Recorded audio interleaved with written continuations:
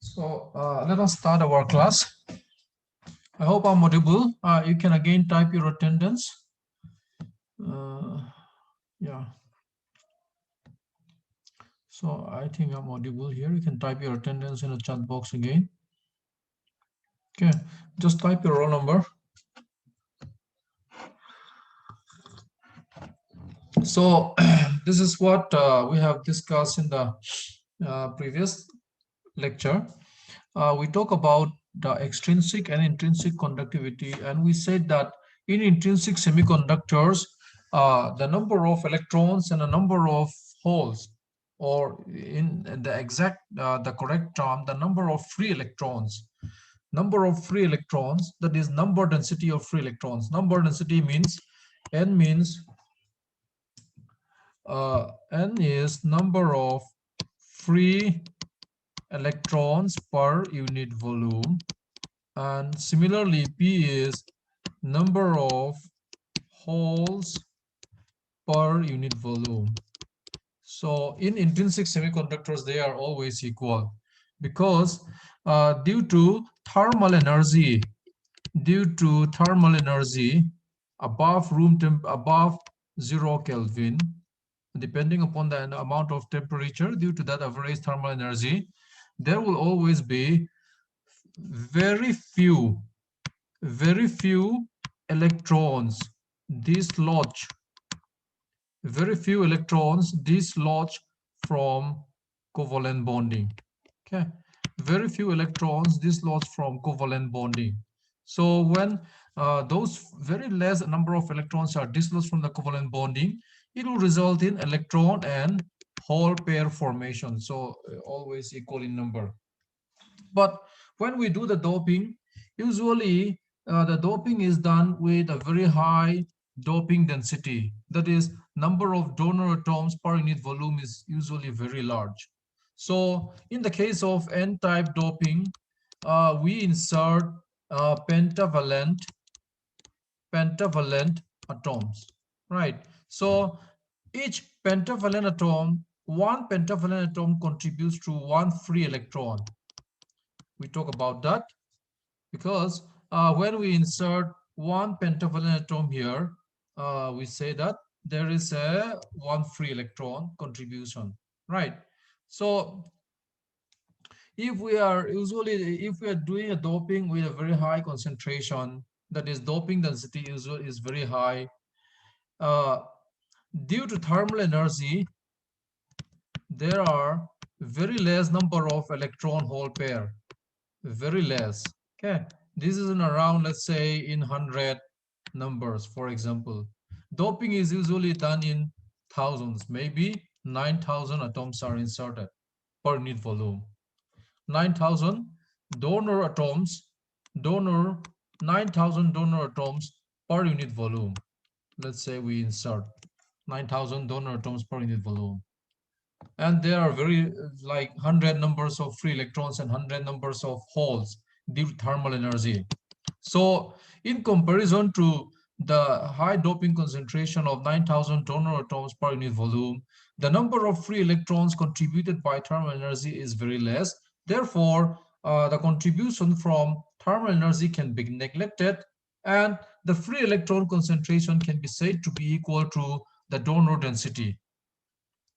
And now that the number of holes is only 100 numbers, so the electrical conduction due to holes, JH, this is very, very less in comparison to the electrical conduction due to electrons that arises out of these 9,000 donor atoms. That is 9,000 free electrons. If you compare 9,000 free electrons with 100 number of free holes, then the electrical current contributed by the holes can be neglected. Therefore, JH can be considered as 0. So the conductivity J will be, as you know, JE plus JH. So JH can be neglected. So you can simply write it as JE. And JE, as we discussed before, it is sigma E into E. So for the sake of completeness, there has to be a vector sign here. Okay. Sigma, the conductivity is the conductivity of a free electron. Now, if you consider p-type semiconductor, in p-type semiconductor, we call it Na. Na is number of acceptor atoms, number of acceptor atoms per unit volume. So acceptor atom means group 3 element. When you do doping with group 3 element, it results in creation of one hole, which one hole or vacancy which can accept free electron, right? So when you insert pentavalent atom, it results in creation of one vacancy or one hole in the covalent bonding, and that can readily accept free electron. All right. So because of that, group 3 elements are also known as acceptor atom, acceptor atoms. Okay. So if Na is the number of acceptor atoms per unit volume, so let's say there are the doping concentration is that in per unit volume, suppose you insert 9,000 acceptor atoms, then 9,000 acceptor atoms will contribute 9,000 holes. So then if you say that P is number density of holes, number density of holes, or in other words, number of holes per unit volume. Number density of holes or number of holes per unit volume. Number of holes per unit volume will therefore be approximately equal to number of acceptor atoms, because the thermally generated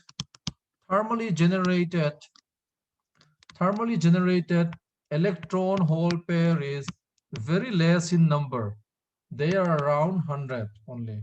Okay, just it may not be exactly 100, but just to give you an idea of how the difference in the quantities of these acceptor atoms and the thermally generated electrons, because like it is not easy to dislodge the electrons from the covalent bonding just by the thermal energy. So usually even at room temperature also, very few hundred quantities or very few numbers of free electrons and holes will be generated by thermal energy. Therefore, these quantities, once you dope it, they are negligible, because the doping is usually done such that per a certain unit volume you are inserting a large quantity of donor or acceptor atoms, the dopant. Okay, so therefore, uh, the this number density of holes is approximately equal to Na, and similarly the electrical conductivity due to holes will be much greater than electrical conductivity due to electrons, because number of electrons will be too less in comparison to holes. Number of electrons here in this case is in p-type, in p-type, uh, because of the high doping density, uh, holes are holes are known as holes are known as majority charge carriers, majority charge carriers. Okay, and electrons, free electrons are minority charge carriers, minority charge carriers. Always remember that. Okay, in n-type, in n-type, because of the high density of donor atoms, that is the group 5 element, electrons, large quantity of electrons will be generated. So electrons are majority charge carriers, majority charge carriers. Charge carriers, we call them charge carriers because the movement of free electrons and holes result in electric current. So they can carry charge from one location to another location. So they are known as charge carriers. So electrons are majority charge carriers in n-type, and holes are minority charge carriers, because the movement of holes also result in electrical current. So they can carry electrical charge. They call charge carriers. Okay. So in p-type, the minority charge carriers electrons is very less. Therefore, the electrical current due to electrons can be neglected, and you will have current only due to uh, holes. So therefore, the current density will be equal to Je plus Jh. Je is negligible in p-type.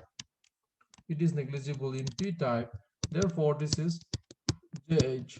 Jh is simply conductivity into electric field.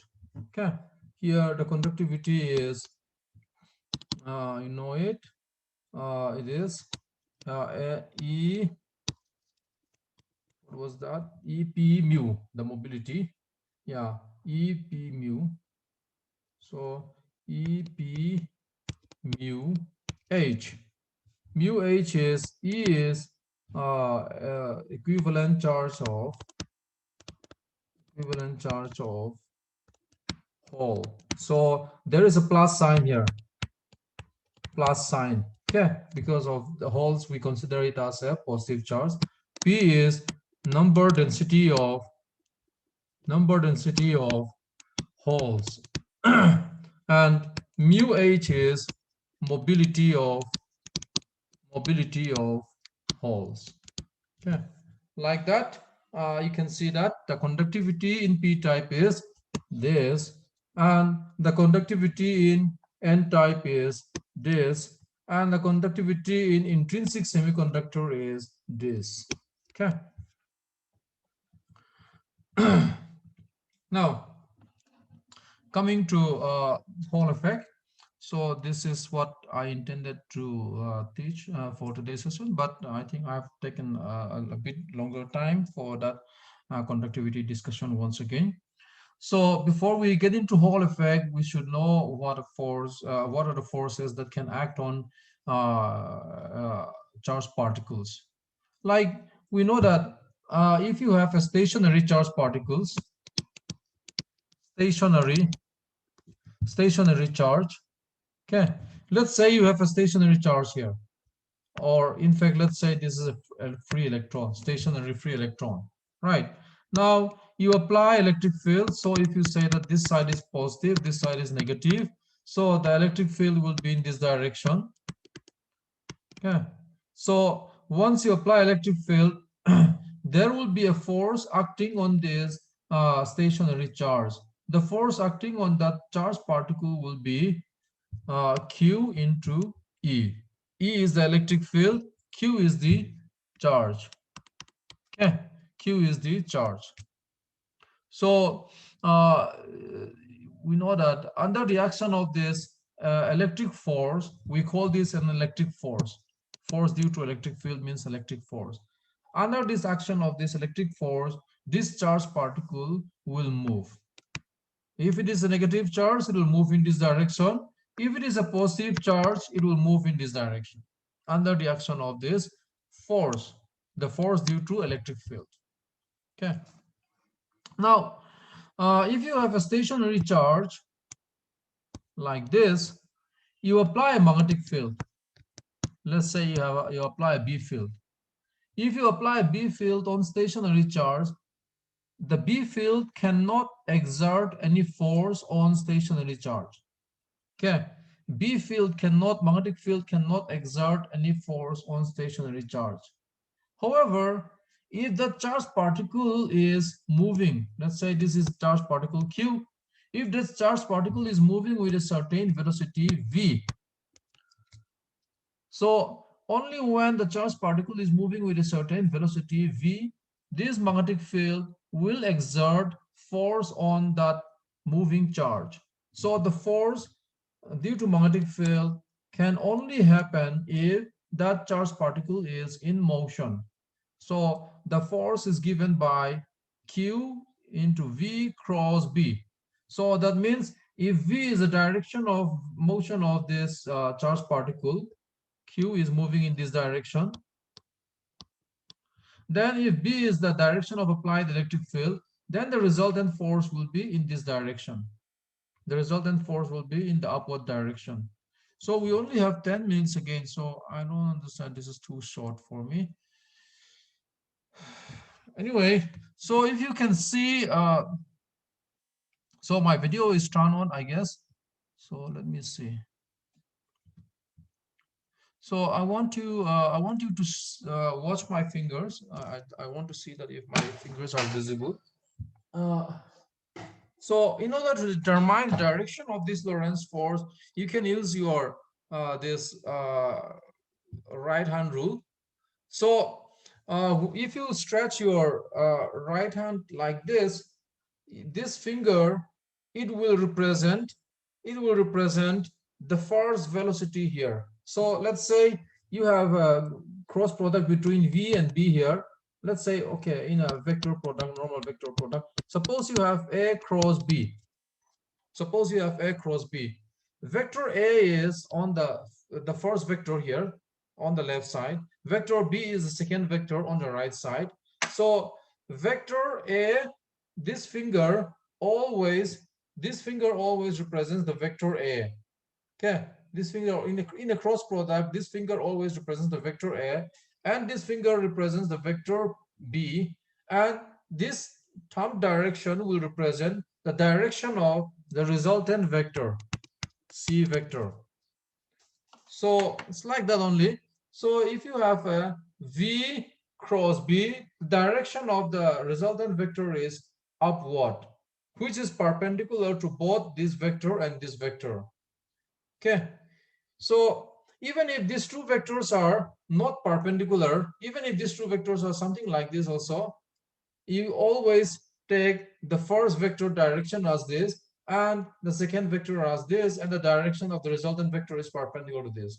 Or you can always consider this as a right hand thumb rule like this.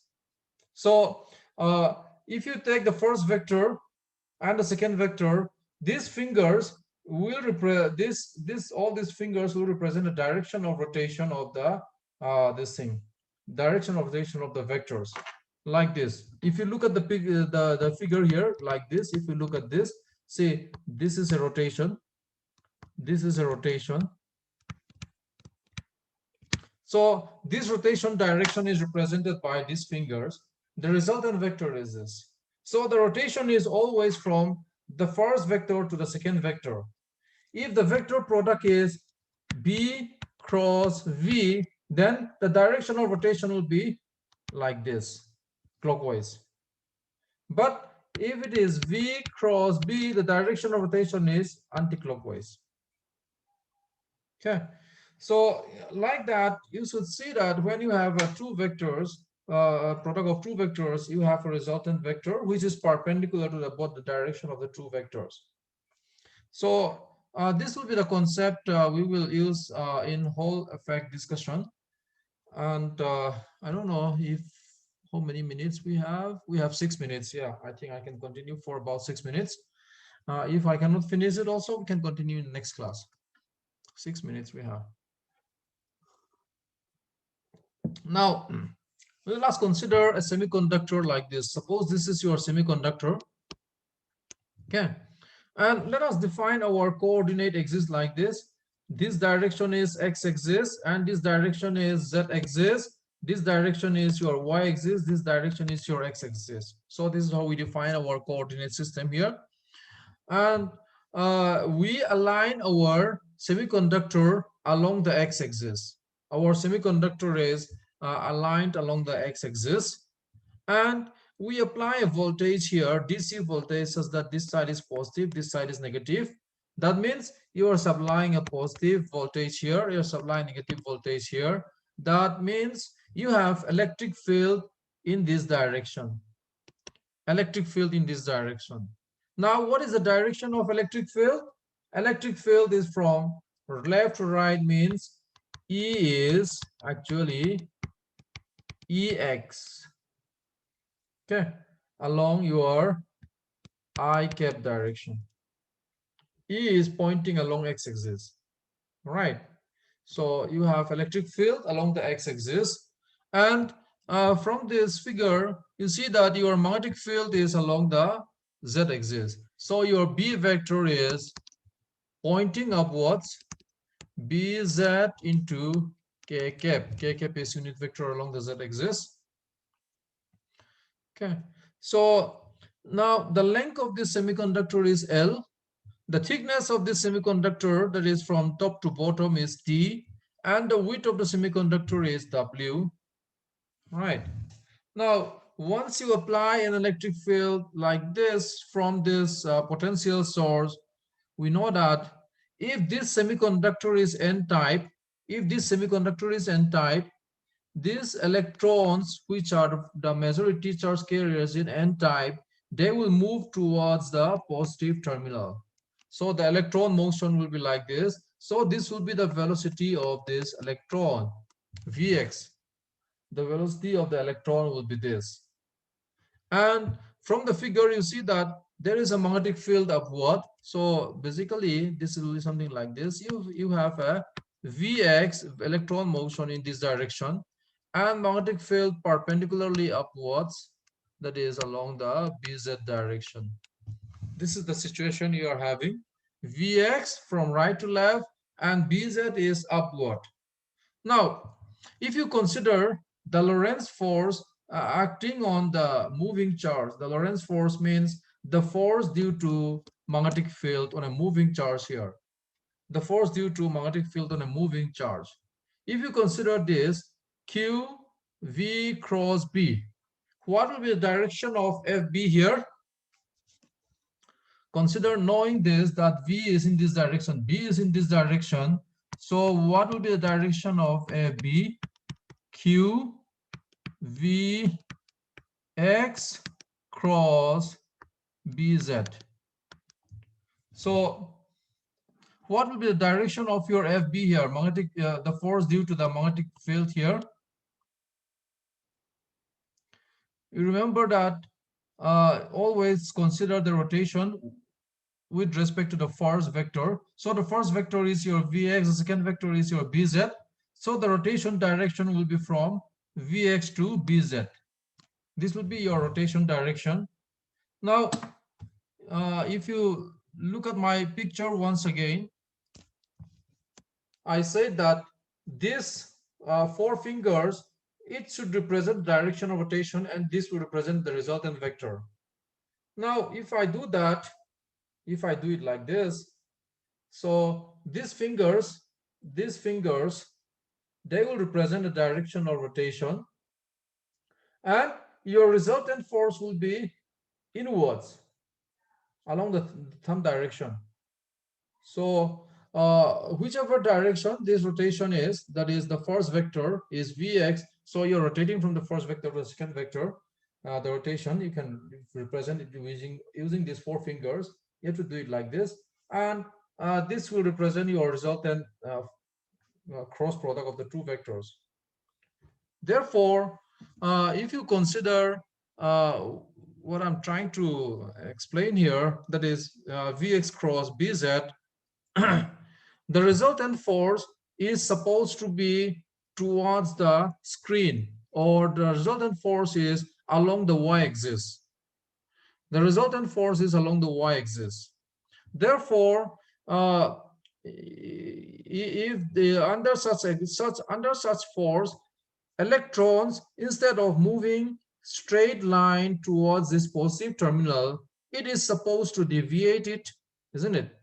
But another point you should consider is that electrons are of negative charge. So Q here, since the negative charge, you can write it as minus of Q magnitude. So the electronic charge magnitude 1.6 into 10 to the power minus 19 coulomb or something.